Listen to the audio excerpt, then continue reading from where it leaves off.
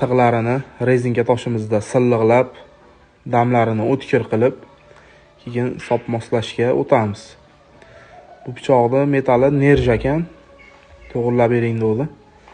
Xo'p. Mana sopini ham moslab oldik. Moslab qo'rg'oshin quyiladigan joyini ozgina toshni qirida yedirib olamiz. Nima desanglar, qo'rg'oshin tushib qolishi mumkin siltinganda, o'shuning uchun u kavagi ushab qoladi. Xo'p, endi buni plastmassa yordamida sopini mahkamlab olamiz. Rosa ham tutab ketadi ekan.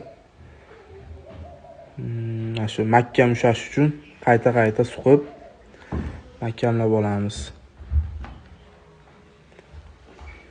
Bundan keyin esa qo'rg'oshin qurish jarayonini sizlar bilan ko'ramiz. Mana avvaliga nam lattani bunga o'rab olamiz. Sababi qo'rg'oshin quyilganda buni kuydirib qo'yishi mumkin. O'shuning uchun lattani o'rab qo'rg'oshinni quyamiz. Qaynab turgan qo'rg'oshin xudo saqlasin qo'lga to'kilsa vobshe yondirib yuboradi. Qo'rg'oshinimiz ham qatdi. Endi buni kovya qilamizda. Mana qizdirilgan temirda kovya qilinadi. Bu yerini tekizlab, sababi egovlanganda, yo'nilganda osonroq bo'lsin deb shunaqa qilamiz. Mana endi azizlar, yo'nish jarayoni, buni qiyshiq-mishiq joylarini tekizlaymiz. Egov yordamida, cho'psa egov deyiladi, qo'limizdagi egov. Mana shu egov yordamida to'g'irlaymiz. Xo'p, bunisi bo'lsa zi tomoni deyiladi. O'sha zi tomonini qo'limizdagi egov yordamida tekizlaymiz. Keyin iskana bilan kerakli joylarini ko'chirib chiroyli qilib olamiz. Kuzatishda davom etaverasizlar akalar. Gap ham kelmayapti, zo'rg'a gapiryapman.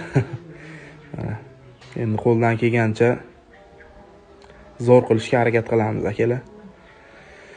Xo'p. Yo'nish jarayoni ham oz qoldi.